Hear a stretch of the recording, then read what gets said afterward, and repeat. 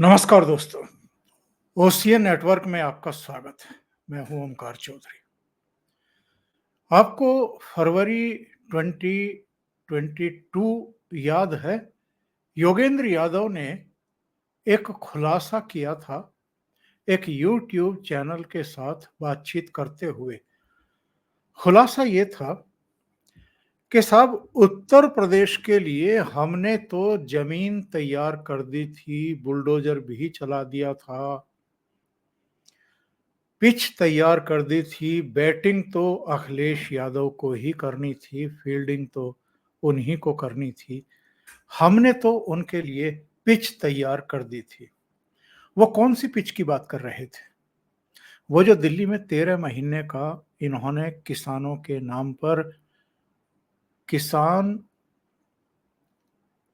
संगठनों के जरिए, पंजाब की जत्थेबंदियों के जरिए, हरियाणा के किसान संगठनों के जरिए और राकेश टिकैत और नरेश टिकैत और कुछ दूसरे किसान संगठनों को इकट्ठा करके जो 13 महीने तक आंदोलन चलाया था, उसको ये कह रहे थे कि हमने तो उत्तर प्रदेश में अखिलेश यादव के लिए पिच तैयार कर दी थी।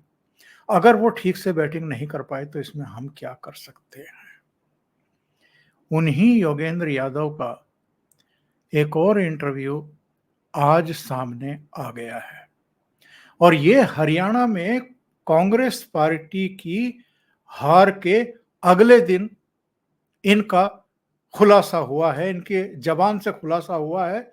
इन्होंने एक तरीके से भंडाफोड़ किया है इस बात का कि बड़ी उम्मीद से थे कि इस बार हरियाणा में कांग्रेस की सरकार बन जाएगी और उसके बाद तो पंजाब से चलेंगे, सारी जत्थेबंदियां पंजाब से चलेंगी, हरियाणा में कोई उनको रोकेगा नहीं और दिल्ली में आकर के मोदी सरकार की नाक में दम करेंगे। मुकेश कुमार हैं जिन्होंने इनसे इंटरव्यू किया है अपने चैनल के लिए और इन्होंने क्या क्या कहा है, जरा एक बार सुन लेते हैं। मैं ऑडियो सुनवाता हूं ताकि कॉपीराइट का इशू ना बने, तो सुनते हैं। किसान आंदोलन के लिए कितना बड़ा झटका है। ऐसा लग रहा था कि अगर हरियाणा में सरकार बदली तो दिल्ली का रास्ता खुल जाएगा, संघर्ष और आंदोलन के लिए ज्यादा गुंजाइश बन पाएगी। ये जो सत्ता परिवर्तन नहीं हुआ हरियाणा में, उसे उनके लिए कितना बड़ा झटका मानते हैं? देखिए, किसान आंदोलन का काम तो दरअसल लोकसभा चुनाव से पहले हो चुका था। यानी कि हरियाणा में 2019 में जिस तरह की बढ़त लोकसभा चुनाव में बीजेपी को थी, तब बीजेपी को 58% वोट था, कांग्रेस को 28% वोट। इस बार लोकसभा चुनाव आते आते दोनों का वोट शेयर बराबर हो गया। इनफैक्ट कांग्रेस और आम आदमी पार्टी का 1% बढ़ गया। इसका प्रमुख कारण तो किसान आंदोलन ही था। जमीन तो बदल दी, लेकिन उसको अंत में वोट में कन्वर्ट करने का काम तो पार्टी का होता है। वो काम में मेरे ख्याल में सफल नहीं रहे। और हाँ, इसका असर ये जरूर होगा कि जो किसान आंदोलन की वो समझ थी कि भाई अब हम पंजाब से मार्च करना शुरू करेंगे, अब हमें दिल्ली में रास्ते में रोकने वाला कोई नहीं, तो नहीं, रास्ते में रोकने वाला है और उससे झटका लगेगा। और किसान आंदोलन को एक चीज पर किसान आंदोलन तो चुनाव लड़ नहीं रहा था, लेकिन किसान आंदोलन जो कुछ प्रभावी दमदार किसान जातियों के हाथ में आ जाता है, उसके बारे में सोचना होगा कि एक व्यापक सहमति किसान आंदोलन कैसे समाज में बना। योगेंद्र यादव मुकेश कुमार से इंटरव्यू में खुलासा करते हुए कि अगर हरियाणा में कांग्रेस की सरकार आ जाती तो फिर इन्हें दिल्ली तक आने से रोकने वाला कोई नहीं होता। यानी ये धड़धड़ाते हुए पंजाब से चलते और दिल्ली में आकर के अराजकता फैलाते, जैसे वो 13 महीने के उस आंदोलन में इन्होंने दिल्ली को एक तरीके से बंधक बना करके रख दिया था। और ये जो शंभू बॉर्डर पर ला करके बैठाए थे फरवरी में लोकसभा चुनाव से पहले, इनका इशारा उनकी तरफ है कि चूंकि शंभू बॉर्डर तक वो आ गए थे, तो हरियाणा सरकार ने, मनोहर लाल खट्टर सरकार ने, बीजेपी सरकार ने, जिनकी हरियाणा में भी सरकार थी और दिल्ली में भी सरकार है, उन्होंने उनको पंजाब में ही रोक दिया। तो इनके मंसूबे पूरे नहीं हो पाए। ये लोकसभा चुनाव से पहले जो दिल्ली में आकर के रायता फैलाना चाहते थे, वो इनके मंसूबे पूरे नहीं हुए। एक और इनका वीडियो सुनवाता हूं मैं आपको, ये तो विजुअल ही सुनवाता हूं। किसी जगह ये हरियाणा में चुनाव प्रचार के दौरान भाषण दे रहे हैं और क्या कह रहे हैं भाषण में, जरा सुनिए। मैं एक जमाने में चुनाव की भविष्यवाणी किया करता था। लोग मेरे से पूछते थे, इसलिए आज भी पूछते हैं, योगेंद्र जी बताओ इस चुनाव में क्या होगा। मैंने कहा जी इस चुनाव में 3 संभावनाएं हैं। पहली संभावना तो यह है कि पूरे हरियाणा में कांग्रेस की हवा चलेगी और उसको बहुमत आएगा। यह सही है या नहीं? फिर बोला कि भाई दूसरी संभावना क्या है? मैंने कहा दूसरी संभावना यह है कि हवा नहीं, कांग्रेस की आंधी चलेगी हरियाणा में। यह सही है कि नहीं है? फिर मेरे से बोले भाई ये दोनों के अलावा तीसरी संभावना कौन सी बच गई है? मैंने कहा तीसरी संभावना यह है कि सुनामी चलेगी यहां पे कांग्रेस की। अब आप बता दो, हवा चलेगी, आंधी के सुनामी? सुन लिया आपने। और ये अपने आप को विश्लेषक बताते हैं, भविष्यवक्ता बताते हैं कि मैं एक दौर में विश्लेषक हुआ करता था और बताता था कि क्या हवा चल रही है, किसकी हवा चल रही है। लेकिन साहब हरियाणा ने तो ऐसा पटका, ऐसा कांग्रेस को एक तरीके से उसके मंसूबों पर पानी फेरा कि कांग्रेस की जो लीडरशिप है वो भी चुप्पी साधे हुए है। अब तो कह रही है जी ईवीएम में कुछ गड़बड़ी थी, कुछ मैनिपुलेशन थी, कुछ ईवीएम की जो बैटरी चार्ज थी वो करीब करीब 90-95% थी। बहुत सारी ऐसी भी थी ईवीएम जिनकी बैटरी 70-75% बची हुई थी। जो 70-75 बची हुई थी उनमें तो कांग्रेस जो है वो जीती है, और जो 95% जिनकी बैटरी बची हुई थी उनमें कांग्रेस हार गई है। तो हम चुनाव आयोग जाएंगे। और जम्मू कश्मीर में इनको कोई भी ईवीएम की बैटरी 90-95% रही हो तो भी कोई शिकायत नहीं है, क्योंकि वहां पर नेशनल कॉन्फ्रेंस और इनको बहुमत मिल गया है। हरियाणा में भी अगर इनको बहुमत मिल जाता तो ये ईवीएम की तरफ देखते भी नहीं कि किस ईवीएम में कितना बैटरी बची हुई है। तो जब जब चुनाव हारते हैं तो इनकी तिलमिलाहट जो है वो सामने आनी शुरू हो जाती है। प्रधानमंत्री नरेंद्र मोदी ने तो कल ही एक जगह कहा है कि पूरे देश में अराजकता फैलाना चाहती है कांग्रेस, जातियों के नाम पर हिंदुओं को भिड़ाना चाहती है, मुसलमानों की जातियों की बात नहीं करती है। ये लगातार राहुल गांधी को देख लीजिए, इनके प्रवक्ताओं को देख लीजिए, ये केवल हिंदुओं की जो जातियां हैं उनकी बात करती है, मुसलमानों में भी जातियां उनकी बात नहीं करती है। तो जो इनके मंसूबों पर पानी फिरा है कि साहब हरियाणा में हार गए, 10 साल तक भारतीय जनता पार्टी का शासन रहा, इसके बावजूद कांग्रेस की वापसी नहीं हो पाई, वो 37 पर अटक करके रह गई और भारतीय जनता पार्टी को हिस्टोरिक मैंडेट मिला हरियाणा की जनता से। 2014 में भी उनको इतना मत प्रतिशत और इतनी सीटें नहीं मिली थी। 2019 में तो खैर 40 ही रह गई थी, इस बार उनकी 48 सीटें आई। तो इसके बाद इन्हीं योगेंद्र यादव ने एक वीडियो जारी किया, और ये वीडियो इन्होंने जारी किया साहब बुधवार को, रिजल्ट आने के एक दिन बाद। और इस वीडियो पर जरा चर्चा करते हैं कि इन्होंने कहा क्या क्या है, सुनते हैं। चुनाव परिणाम, खासतौर पे हरियाणा के चुनाव परिणाम को देख के आज सुबह से मैं हैरान हूं। और आज शाम को कांग्रेस की प्रेस कॉन्फ्रेंस सुनने के बाद थोड़ा परेशान भी हूं। चारों तरफ से दोस्तों के फोन आ रहे हैं, मैसेज आ रहे हैं, ये क्या हुआ? सच बताऊं, मुझे पूरी तरह पता नहीं क्या हुआ। पिछले 1 महीने से मैंने कहा कि मैं इलेक्शन भविष्यवाणी तो नहीं करूंगा सीटों की, लेकिन मैं लिख रहा हूं, बोल रहा हूं, भाषण दे रहा हूं इस मान्यता के आधार पे कि कांग्रेस स्पष्ट रूप से आगे है। मैंने 1 से ज़्यादा बार कहा कि सरकार तो कांग्रेस की बनेगी। अब हवा है, आंधी है, उससे ज़्यादा है, ये मैं कह नहीं सकता। लेकिन आज जो हुआ वो तो बिल्कुल अलग था। ना हवा, ना आंधी, ना और कुछ, बल्कि बिल्कुल उल्टा।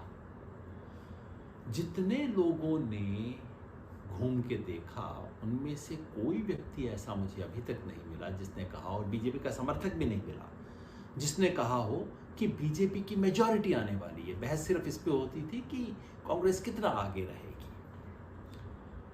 पिछले 2 बार में, 2014 में, 2019 में बीजेपी को लोकसभा चुनाव में जितने भी वोट मिले हैं, विधानसभा चुनाव में 4 महीने बाद उसके वोट हमेशा गिरे हैं। अपेक्षा थी कि इस बार भी ऐसा होगा।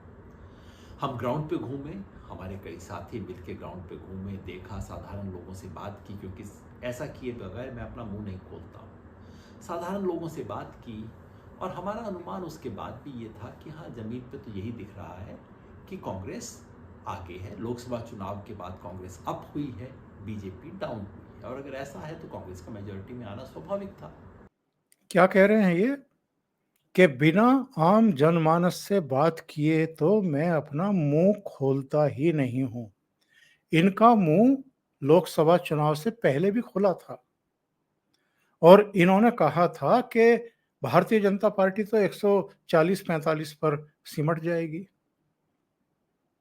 और भारतीय जनता पार्टी कहां पहुंची? 240 पहुंच गई। ये कह रहे थे लोकसभा चुनाव से पहले कि ये 400 की बात कर रहे हैं मोदी जी। अगर 300 के आसपास भी सिमट गई तो लोग जो हैं इन पर हंसेंगे। इस तरह की बातें कर रहे थे ये लोकसभा चुनाव से पहले भी, और ये भी दावा कर रहे थे कि मोदी के नेतृत्व में सरकार नहीं बनेगी। सरकार भी बन गई। आगे सुनते हैं इन्होंने क्या कहा है। जैसा मैंने कहा, जितने भी रिपोर्टर, एडिटर, संवाददाता, जिसने भी बोला, जिसको भी मैंने सुना या पढ़ा, एक भी नहीं मिला। आप आज भी पलट के देख लीजिएगा, अगर एक भी व्यक्ति ने कहा हो कि बीजेपी की मेजॉरिटी आ सकती है। तमाम एग्जिट पोल ने भी यही कहा। एक भी एग्जिट पोल नहीं है जिसका न्यूनतम वाला जो आंकड़ा है वो भी कहता हो कि कांग्रेस 45 से नीचे जा सकती है। मगर ये सब गलत हो सकते हैं। हम तो गलत हो ही सकते हैं, इंसान है, गलती हो सकती है। एग्जिट पोल तो गलत होते ही हैं, मैंने खुद ही साबित किया कि गलत है। मगर आज शाम को जब कांग्रेस ने प्रेस कॉन्फ्रेंस की और कुछ गंभीर आरोप लगाए हैं, कांग्रेस में वहाँ के कम्युनिकेशन इंचार्ज जयराम रमेश जी और पवन खेड़ा जी ने कॉन्फ्रेंस करके कहा कि हम इस परिणाम को स्वीकार नहीं कर सकते। उन्होंने कुछ कॉन्स्टिट्यूएंसी से प्रमाण दिए हैं। एक कॉन्स्टिट्यूएंसी का प्रमाण मैंने खुद देखा है, वो है नारनौल, महेंद्रगढ़ जिले में। कांग्रेस ने कहा है ऐसी सूचनाएं उनके पास हिसार से भी हैं, पानीपत से भी हैं, और कहा है कि कल तक वो इस सारी सूचना को सार्वजनिक करेंगे। आरोप ये है कि कुछ काउंटिंग के दौरान कुछ ऐसे ईवीएम मिले जिसमें 99% बैटरी पाई गई खुलने के बाद। अब इतने घंटे काम करने के बाद 99% बैटरी क्यों थी? और जिन बैटरीज में 99% बैटरी पाई गई, वहां कांग्रेस की परफॉर्मेंस खराब थी अपेक्षाकृत दूसरी कॉन्स्टिट्यूएंसी, दूसरे ईवीएम के, जहां बैटरी कम थी। देख रहे हो इन लोगों की चालबाजी।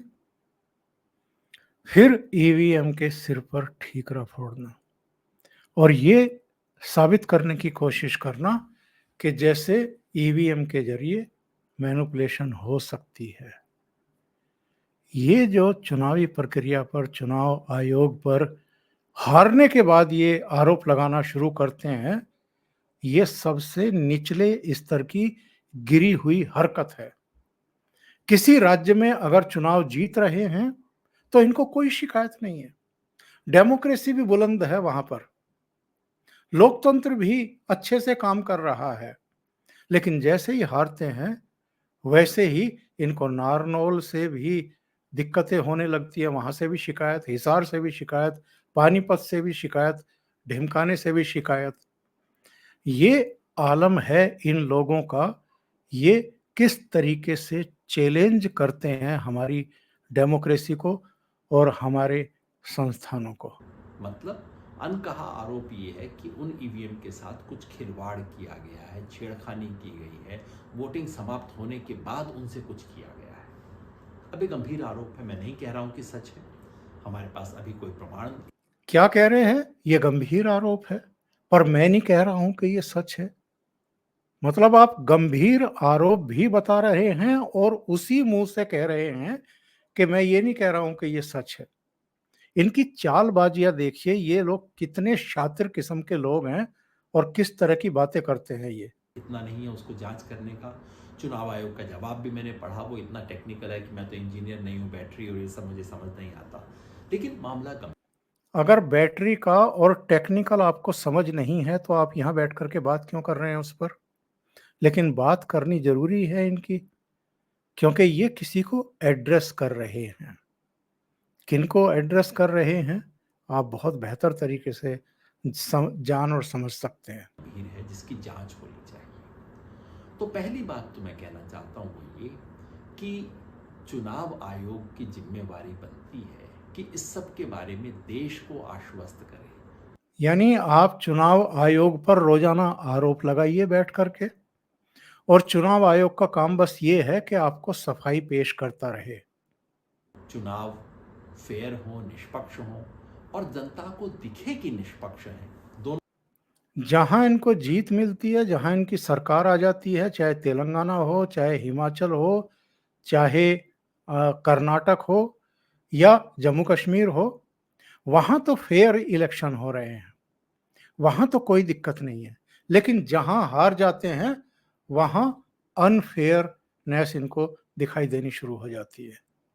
जरूरी है। ये चुनाव आयोग कुछ समय से ऐसे काम नहीं कर रहा है, जनता के सामने पूरी स्थिति साफ करना। लोकसभा चुनाव के अंदर भी जितने वोट पड़े और जितने वोट गिने गए, दोनों में अंतर था। चुनाव आयोग ने आज तक स्पष्ट नहीं किया कि ऐसा क्यों हुआ है। तो चुनाव आयोग से इतना मेरा अनुरोध है, हो सकता है आपकी बात सही हो सकता है अभी से कांग्रेस की बात पे विश्वास न करें, लेकिन चुनाव आयोग जनता के सामने पूरे तथ्य रखे। ये जनता सवाल उठा रही है या कांग्रेस पार्टी सवाल उठा रही है या योगेंद्र यादव सवाल उठा रहे हैं? जनता ने तो अपना मैंडेट दे दिया, और जनता ने तो लोकसभा चुनाव में भी मैंडेट दे दिया।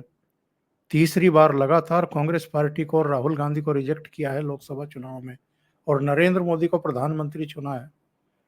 यहां भी, हरियाणा में भी हिस्ट्री क्रिएट हुई है। तीसरी बार भारतीय जनता पार्टी की सरकार बनने जा रही है। तो सवाल कौन उठा रहा है? जनता तो कोई सवाल नहीं उठा रही।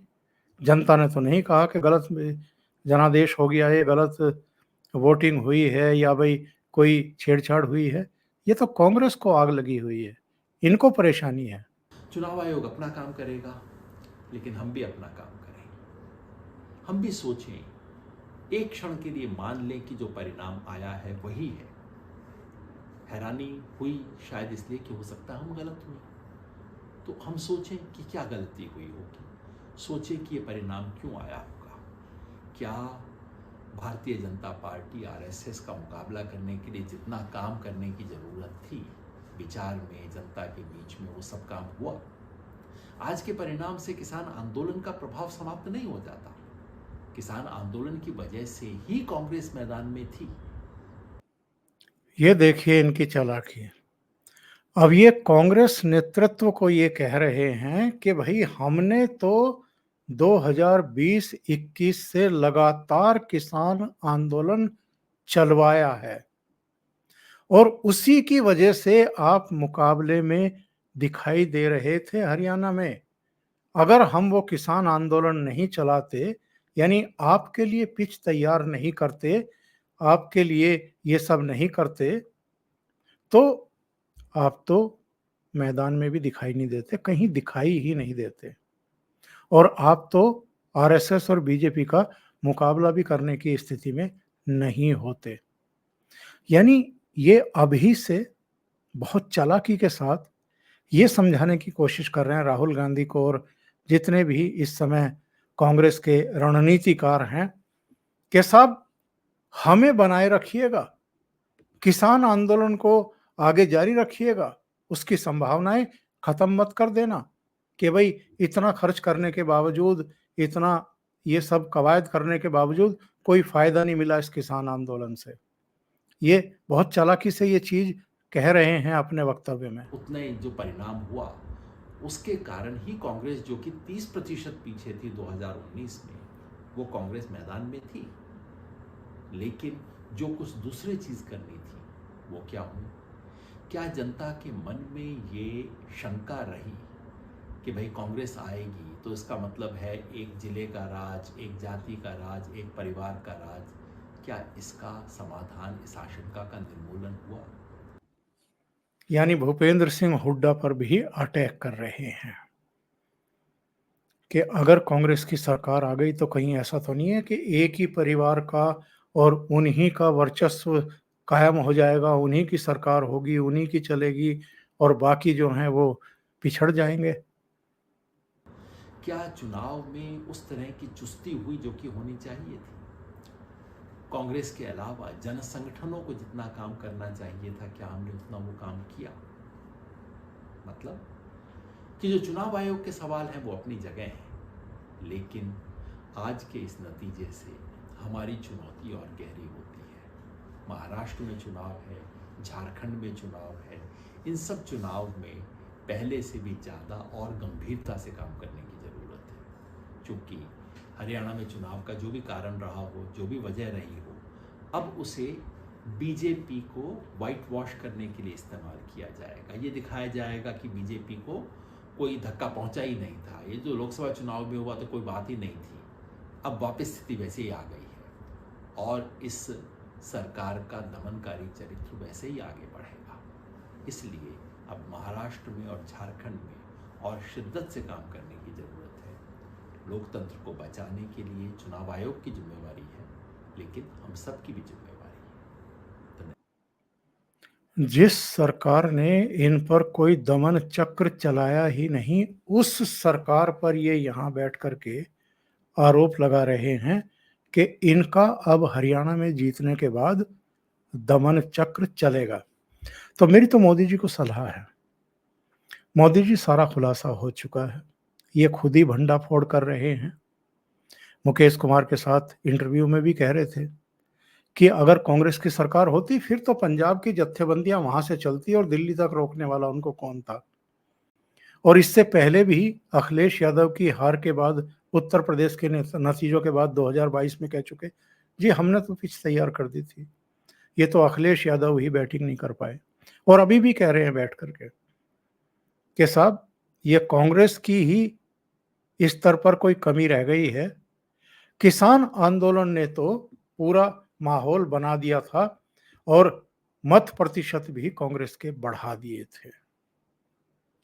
और दो और लोगों के मैं आपको दे दूं, ये गुरनाम सिंह चढ़ूनी जो इन्हीं के बैठाए हुए थे उस 13 महीने के आंदोलन में, ये पिहोवा से लड़ रहे थे। पिहोवा में इनको मिले हैं 1170 वोट। तो ये इनकी हैसियत है, ये इनकी औकात है। और राकेश टिकैत का भी एक बयान आया है, ये कह रहे हैं कि समझ से परे है राजनीति का मकड़जाल, हरियाणा में बीजेपी की शानदार जीत पर बोले राकेश टिकैत। यानी ये जो आंदोलन जीवी हैं, हरियाणा में जो जनादेश मिला है भारतीय जनता पार्टी को, उसके बाद से सदमे की स्थिति में हैं, बेहद परेशान हैं। और कांग्रेस क्या चाहती थी और ये लोग क्या चाहते थे, उस पर तो हरियाणा की जनता ने पूरी तरीके से पानी फेर दिया, इनके मंसूबों पर पानी फेर दिया, इसलिए तिल मिलाए हुए हैं। अभी के लिए इतना ही, बहुत बहुत धन्यवाद। अगर आपको ये चैनल और इसके कंटेंट पसंद आ रहे हैं तो लाइक करें, कमेंट करें, वीडियो को शेयर भी करें। अभी तक अगर आपने ये चैनल सब्सक्राइब नहीं किया है तो सब्सक्राइब कर लें और साथ में लगे बेल आइकॉन को दबाना ना भूलें, ताकि आगे आने वाले वीडियो और उनके नोटिफिकेशन आप तक पहुंचते रहें। बहुत बहुत धन्यवाद। नमस्कार।